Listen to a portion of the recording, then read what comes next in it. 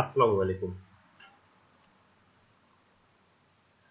আজ আমি আপনাদেরকে দেখাবো কিভাবে পাওয়ার পয়েন্টের মাধ্যমে প্রেজেন্টেশন তৈরি করে যায় এবং অনলাইনে ক্লাস নিতে পারবেন বা কম্পিউটারের মাধ্যমে বিভিন্ন ক্লাস নিতে পারবেন। এগুলো কিভাবে তৈরি করা যায়। তো চলুন যাই। প্রথমে মাইক্রোসফট অফিসটা ইনস্টল করতে হবে এবং এখান থেকে স্টার্ট বাটনে ক্লিক করবেন। তো পাওয়ার পয়েন্টে যেতে হবে। পাওয়ার পয়েন্ট 2016 অথবা আমার এখানে আনা আছে, তো এখান থেকে আমি ক্লিক করলাম।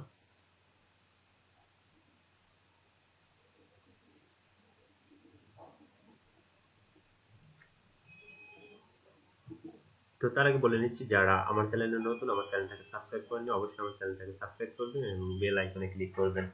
তো এখানে আমি ব্ল্যাঙ্ক প্রেজেন্টেশনে ক্লিক করলাম। তো দেখুন এখানে অটোমেটিক একটা পেজ চলে এসেছে। তো যেহেতু আমরা একাধিক পেজ নিয়ে কাজ করব, এর ফলে আমাদেরকে যেতে হবে নিউ স্লাইডে। নিউ স্লাইডে গিয়ে যদি আপনি চান ব্ল্যাঙ্ক পেজ নিতে, তাহলে ব্ল্যাঙ্ক পেজ নিতে পারেন। আর যদি চান যে না, ব্ল্যাঙ্ক পেজ না, বিভিন্ন ডিজাইন করা পেজ আছে সেটা নেব, তো যেহেতু একটা পেজ অলরেডি ডিজাইন করা নিয়েছি আমি, তো একটা ব্ল্যাঙ্ক পেজ নিচ্ছি। তো এখানে দুটো পেজ হলো।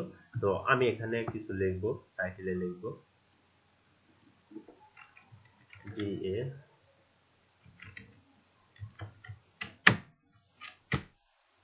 বাংলাদেশ লিখলাম। তো তারপরে এখানে লিখবো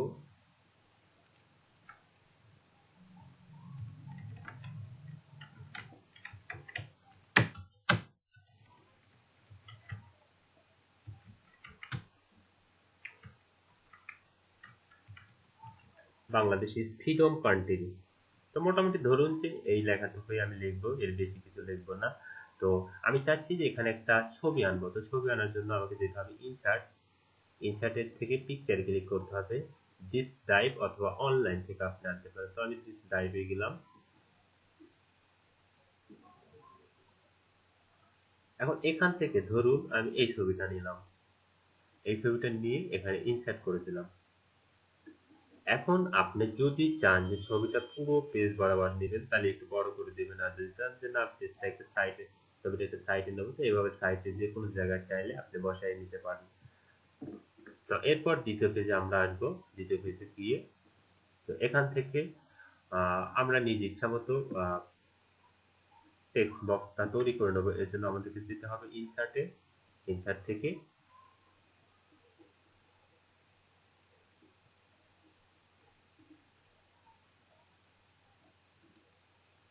টেক্সট বক্সে ক্লিক করবেন, অথবা এই যে এখানে টেক্সট বক্স আছে, এখান থেকেও নিতে পারেন, এখান থেকেও নিতে পারেন। তো আমি এখান থেকে নিচ্ছি, টেক্সট বক্স নেবো।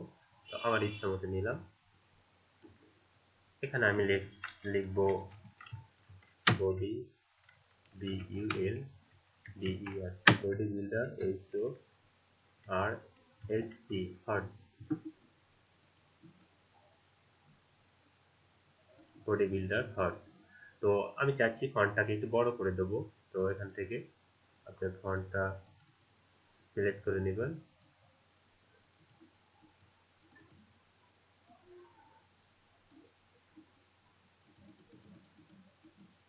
ফন্টটা একটু মিডিলে দিলাম।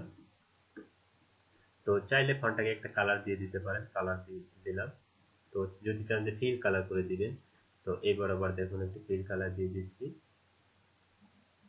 বডি বিল্ডার কাউ, একটা ফিল কালার দিয়ে দিলাম। তো এখন আমি আগের যে অবস্থায় ছবিটা আনছি, সেম ওইরকমই একটা ছবি এখানে নিয়ে আসবো। Insert picture from this PC.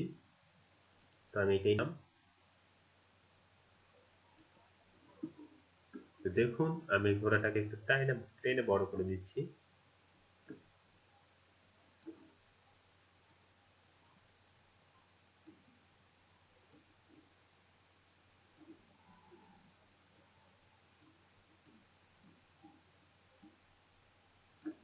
Enough. তো ধরুন আমি আর কিছু লিখবো না, এই দুটাকেই আমি প্রেজেন্টেশন করে দেখাবো আপনাদেরকে। তো এর জন্য যে কাজটা করতে হবে সেটা আপনাকে প্রথম পেজে ক্লিক করতে হবে। প্রথম পেজে ক্লিক করে যেহেতু বাংলাদেশ দেখছি, এটাকে একটু ডিজাইন ফিল কালার দিয়ে দিচ্ছি। পরে যে ফ্রিডম কান্ট্রি, এটাকেও একটা ফিল কালার দিয়ে দিচ্ছি। এখানে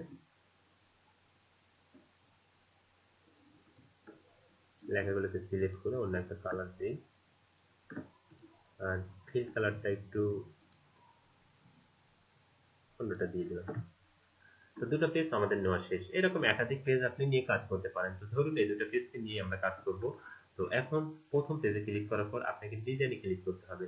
তো ডিজাইনের কাজটা কি? ডিজাইনের কাজটা হচ্ছে পেজটাকে ডিজাইন করা। আসলে পেজের কালারটা কিরকম হবে এটাকে বলা হয় ডিজাইন। তো আপনি এখান থেকে সিলেক্ট করবেন। বিভিন্ন সিস্টেম আছে। এখন ধরুন আপনি একটা স্ট্রাইপ সিলেক্ট করেই ফেললেন। একটা স্ট্রাইপ আমি এখানে সিলেক্ট করে দিয়েছি। তো এই স্ট্রাইপটা খুব একটা ভালো হচ্ছে না, তো এই স্ট্রাইপটা নিলাম। এই স্ট্রাইপটা আমি সিলেক্ট করলাম। তো এরপরে আপনি চাচ্ছেন যে পরবর্তী পেজ নিজস্ব কালার করবেন, নিজের ইচ্ছা মতো কালার করতে করবেন। তো তখন অথবা এই পেজটাকে ইচ্ছা মতো কালার করবেন, তখন আপনাকে যেতে হবে ফরম্যাট ব্যাকগ্রাউন্ডে।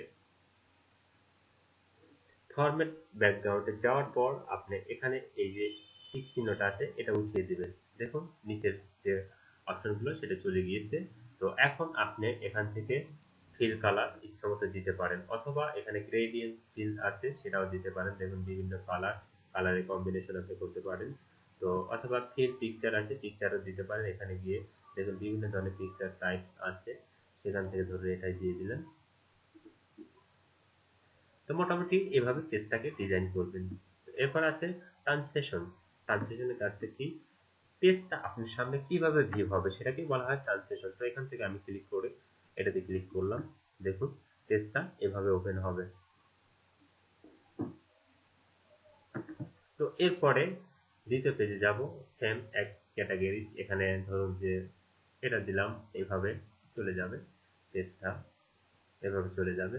তো আমার মোটামুটি কাজ শেষ। আমি এখানে দেখুন লেখা আনছি, তারপরে এখানে একটা পিকচার আনছি। তো এরপরে যদি আপনি চান ইনসার্ট থেকে কিছু টেবিল মেবিল নিয়ে আসতে চান, টেবিল ধরনের টেবিল নেবেন, এখানে টেবিল নিতে পারেন। দেখুন টেবিল নেওয়ার পর টেবিলটাকে বিভিন্ন কালারিং করতে পারেন। ধরুন এই টেবিলটা আমি নিলাম, এখানে বিভিন্ন ডেটা আপনি চাইলে রাখতে পারেন।